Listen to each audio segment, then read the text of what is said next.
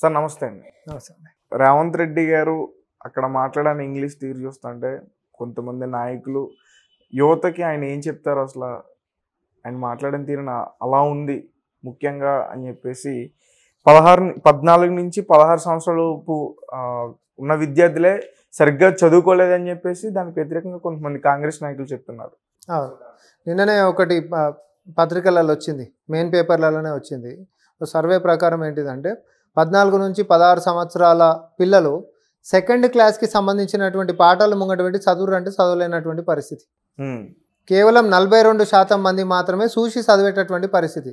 అంటే మీరు ఒకసారి ఇక్కడ గమనించరు, 2014 అధికారంలోకి వచ్చినప్పటి నుంచి ఇప్పటిదాకా స్కూళ్ళల్లో ఫస్ట్ చేరినటువంటి పిల్లల కథ ఇదంతా. అంటే బీఆర్ఎస్ పరిపాలనలో ఈ రాష్ట్రంలో నీ చదువు ఎంత దిగజారిపోయింది, క్వాలిటీ ఆఫ్ ఎడ్యుకేషన్ అనేటటువంటిది ఎంత దిగజారిపోయింది అని అంటే, ఈరోజు 16 సంవత్సరాలకు వచ్చినటువంటి పిల్లవాడు కూడా 2వ తరగతికి సంబంధించినటువంటి పాఠాలు చదవలేనటువంటి దిక్కుమాల పరిస్థితికి తీసుకొని పోయినావు. ఒక పక్క పాఠశాలలు తీసేసినావు, ఒక్కసారి కూడా మరి గురువులని ఉపాధ్యాయులని నియమించినటువంటి పరిస్థితి లేదు. ప్రైవేటుని ఎంతసేపు ప్రోత్సహించినటువంటి పరిస్థితే. పేరుకి మాత్రమే నేనేదో పెద్ద ఐటీ మినిస్టర్ని, నేను తొక్క తోటకూర అని మాట్లాడేటటువంటి నువ్వు ఈరోజు పాఠశాలలకి సంబంధించినటువంటి పిల్లల జీవితాల గురించి ఈ రోజున ఆలోచించినవా? నీ టెక్నాలజీ కనీసం స్కూళ్ళకి నేను తీసుకొని పోతా, తద్వారా టెక్నాలజీతో అనుసంధానం చేస్తే పిల్లలు ఇంకా బాగా ఎఫెక్టివ్గా చదువుకుంటారు.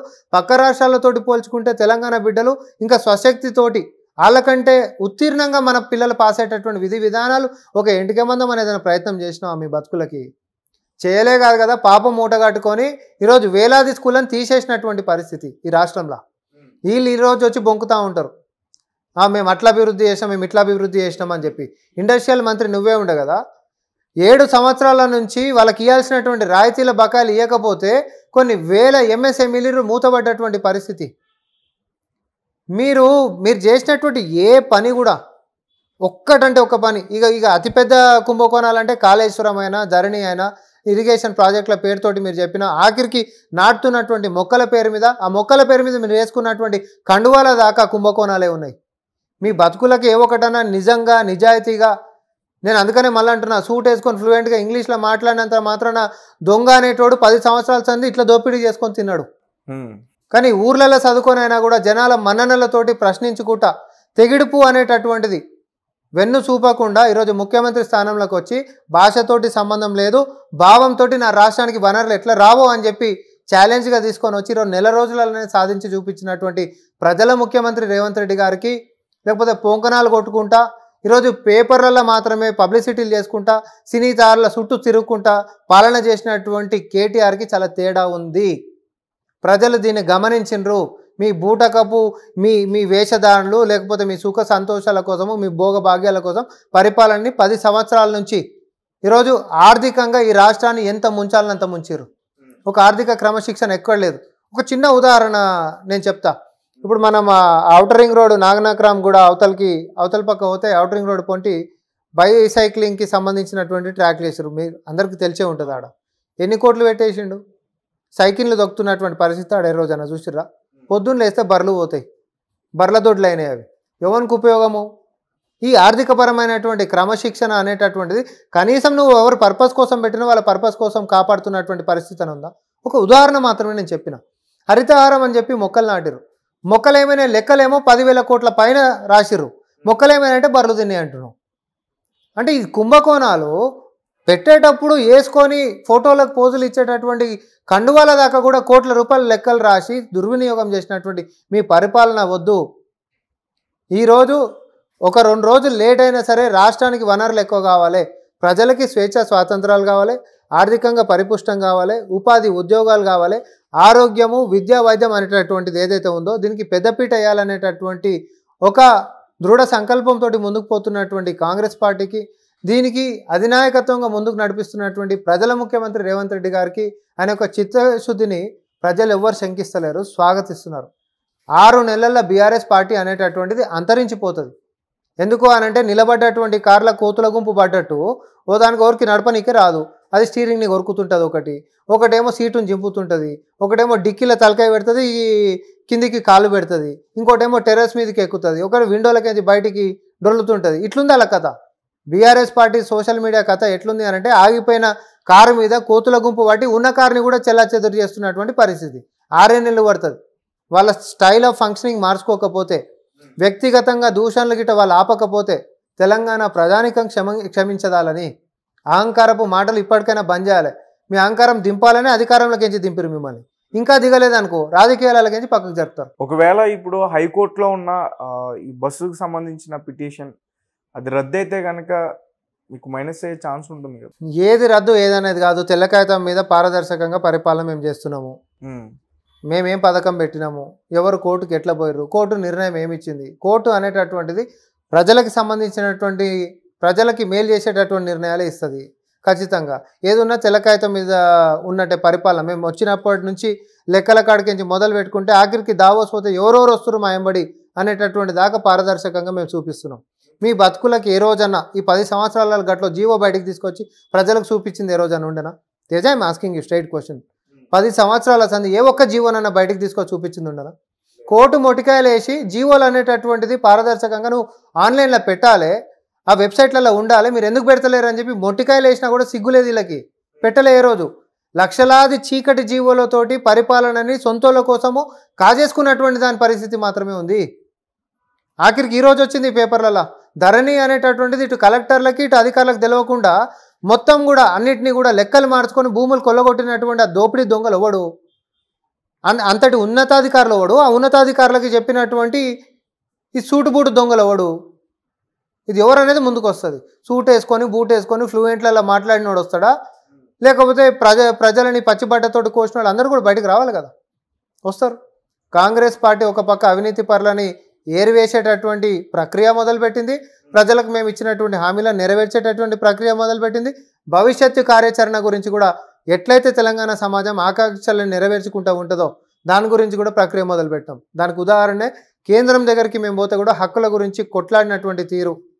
పాలమూరు రంగారెడ్డికి 60% నిధులు మాకు ఇవ్వాలి అని అంటే ఒప్పించుకొని వచ్చినటువంటి తీరు కొన్ని ఉదాహరణలుగా నేను చెప్తున్నా. అలాగే రీసెంట్గా బండి సంజయ్ గారు బీఆర్ఎస్ పార్టీని బొందబెట్టడానికి కాంగ్రెస్ పార్టీతో కలిసి ముందుకు వెళ్తాను అని చెప్పేసి ఒక స్టేట్మెంట్ కూడా ఇచ్చారు. అది బాగా వైరల్ అవుతుంది. కొంతమంది దానికి సంబంధించి కేసులు కూడా పెట్టారు. సో దాని గురించి అంటే బండి సంజయ్ గారి ఉద్దేశంలో ఏంటిదంటే బీఆర్ఎస్ని బొందబెట్టాలంటే వాళ్ళ అధ్యక్షుడు కిషన్ రెడ్డిని కూడా బొందబెట్టాలని, అంటే ఆయన అధ్యక్షతని. ఎందుకంటే బీఆర్ఎస్ బీజేపీ కలిసే పనిచేస్తున్నాయి, మేము సొంత పార్టీలోని బయటికి మాట్లాడలేకపోతున్నాం అనేటటువంటిది ఒక సంకేతం ఇచ్చినట్టుగా మేము భావిస్తున్నాం. ఎందుకంటే సొంత బీజేపీ నేతలే ఉంటున్నటువంటి సీనియర్లు అని చెప్పుకునేటోళ్ళు, అంటే వాళ్ళ రాష్ట్ర అధ్యక్షుని దగ్గరికి మొదలు పెట్టుకుంటే వాళ్ళ కమిటీలో చాలామంది కూడా బీఆర్ఎస్ పార్టీ నేతలతోటి చేదోడు వాదోడుగా పోతున్నటువంటి తీరుని ఆయన జీర్ణించుకోలేకపోతుంది. ఇది ముందు నుంచి తెలిసినటువంటి అంశమే కదా. ఎందుకంటే ఆయన బీఆర్ఎస్ పార్టీ మీద కొంచెం వ్యతిరేకంగా అప్పుడు మాట్లాడినప్పుడు ఆయన ఉన్న పదవి ఊడగొట్టుకున్న పరిస్థితి.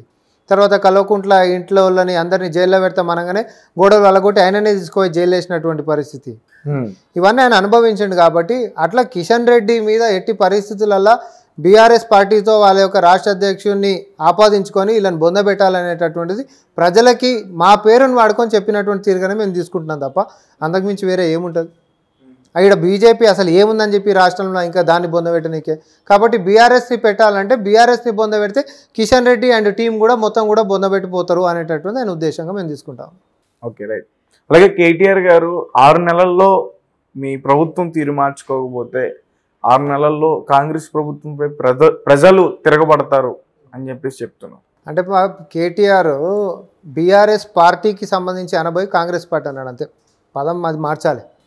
సో 6 నెలలలో మేము మా తీరు మార్చుకోకపోతే ప్రజలు మమ్మల్ని మొత్తము తరిమి కొడతారు, మమ్మల్ని బొంద పెడతారు, అంటే బీఆర్ఎస్ పార్టీ కనిపించకుండా పోతుంది అని చెప్పబోయి కాంగ్రెస్ అనేటటువంటి పదమాడు అన్నాడు తప్ప అంతకుమించి వేరేది ఏం లేదు. ఎందుకంటే వచ్చినప్పటి నుంచి నెల రోజుల సంది వాళ్ళ మీద కొంచెం అంటే కొంచెం కూడా సానుకూలత ఇస్మతన పెరిగిందా ప్రజలలో? పెరగలే. రోజుకి ఇంకా తిట్టుడు ఎక్కువైంది. ఎందుకంటే అహంకారంగా వాళ్ళు ప్రవర్తిస్తున్నటువంటి తీరు, వాళ్ళు ఎదుటి వ్యక్తులని వేషధారణని బట్టి, లేకపోతే ఎప్పుడైనా కూడా మనం అంటాం ఒక పర్సనాలిటీని బట్టో అటైర్ని బట్టో అపిరెన్స్ని బట్టో ఒక వ్యక్తిని కించపరిచి మనం మాట్లాడడం, అది రాజకీయంగా చాలా దూరంగా ఉంటాం. చిన్నగా ఉన్నప్పుడే మనం చదువుకుంటాం కదా, don't judge a book with its cover అని చెప్పి, బైట్స్ కవర్ అని చెప్పి అని అంటాం కదా. Never judge a book by its cover అని చెప్పి చదువుకున్నాం, ఇంగ్లీష్లో చదువుకుంటున్నాము. వ్యక్తి అనేటటువంటిది ఆకారం చూసి కాదు, వారి యొక్క గుణం చూసి మనము మాట్లాడాలి, గుణం చూసి మనం ముందుకు సాగాలనేది చిన్నగా ఉన్నప్పుడు మనందరం చదువుకుంది. అంటే కేటీఆర్ లేకపోతే అండ్ ఆ ముఠా ఎవరైతే ఉన్నారో మొత్తము ఆ ఎంబడి ఉంటున్నటువంటి సోషల్ మీడియాకు సంబంధించినటువంటి వాడు. ఇంట్లో ఎవడు కూడా పేరుకి మాత్రమే డిగ్రీలు పేరు పక్కన ఉంటున్నట్టునే కానీ దేవుడు వాళ్ళకి బుద్ధిని ప్రసాదించలేదు. కాబట్టి బుద్ధిని ప్రసాదించాలని మేము కోరుకుంటున్నాం. ఎందుకంటే అది కేవలం వ్యక్తిగతమైనటువంటి విషయమే కాదు. మీరు ఒక ప్రతిపక్షంలో ఉంటున్నప్పుడు తెలంగాణ ఖ్యాతిని కూడా దిగజారుస్తుంది. ఇన్ని సంవత్సరాలు అధికారంలో ఉండి తెలంగాణ ద్రోహానికే పాల్పడ్డారు. మీరు తెలంగాణ జాతి ద్రోహానికే పాల్పడ్డారు. పచ్చిగా మాట్లాడాలంటే తెలంగాణ ద్రోహులే మీరు. తెలంగాణ జాతుల్ని అన్యాయం చేసుకుంటా ఈరోజు అధికారాన్ని అడ్డం పెట్టుకొని ఒక నిరసన చెప్పాలంటే కూడా స్వేచ్ఛా స్వాతంత్రాన్ని ఇవ్వకుండా నువ్వు ఏదైనా నియోజకవర్గానికి పోతే ప్రతిపక్షాలని నిర్బంధాలతోటి 10 సంవత్సరాల కాలం గడిపినటువంటి మీరు ఈరోజు ప్రజలు మీ నుంచి స్వేచ్ఛను కోరుకొని మిమ్మల్ని ఈరోజు అధికారంలో నుంచి దింపేసారు. ప్రగతి భవన్ గోడలు అనేటటువంటిది కంచెలు అనేటటువంటి దాన్ని కూల్చేసారు. ఇంకా కూడా మీ పంతాగిట్ట మార్చుకోకపోతే మాత్రం మీకు రాజకీయంగా ఖచ్చితంగా రాజకీయమైనటువంటి భవిష్యత్తు నుంచే పర్మనెంట్గానే పక్కకు జరుపుతారు అనేటటువంటిది మాత్రం స్పష్టంగా ప్రజల నుంచి మనందరికి కనిపిస్తూ ఉంది. Okay, right. అయితే ఏపీ పాలిటిక్స్ గురించి మాట్లాడుకుంటే షర్మిల గారు ఇక్కడ కాంగ్రెస్ పార్టీ అధ్యక్షురాలుగా ఉన్నారు. మరి ఇక్కడ కాంగ్రెస్ ప్రభుత్వం అక్కడ సపోర్ట్ చేసే అవకాశం ఉంటుందా ఎలక్షన్ టైంలో? ఇప్పుడు కాంగ్రెస్ పార్టీ అనేటటువంటిది జాతీయ పార్టీ. అన్ని రాష్ట్రాల్లో కూడా మా పార్టీ రావాలనేటటువంటిదే మా యొక్క అది ఆలోచన ఉంటుంది. ఎక్కడైనా గంతే ఉంటుంది. మరి షర్మిల గారిని ఇక్కడ తన పార్టీని ఎందుకు విలీనం చేసుకోలేదు కాంగ్రెస్ పార్టీ? మేము ఒకటే అండి, ఇప్పుడు షర్మిల గారు ఎక్కడ అయ్యారు? పీసీసీ ఆంధ్రాలో. That is where she belongs. ఆమె అక్కడ ఉంటే పార్టీ అనేటటువంటిది బలోపేతం అవుతుంది. ఎందుకంటే అక్కడ రాజకీయాలనే ఆమె ఎక్కువ ప్రభావితం చేస్తుంది. స్థానికంగా కూడా ఆమె అక్కడ రాజకీయాల్లోనే క్రియాశీలకంగా మెలిగేటటువంటి అవకాశం ఉంటుంది. కాబట్టి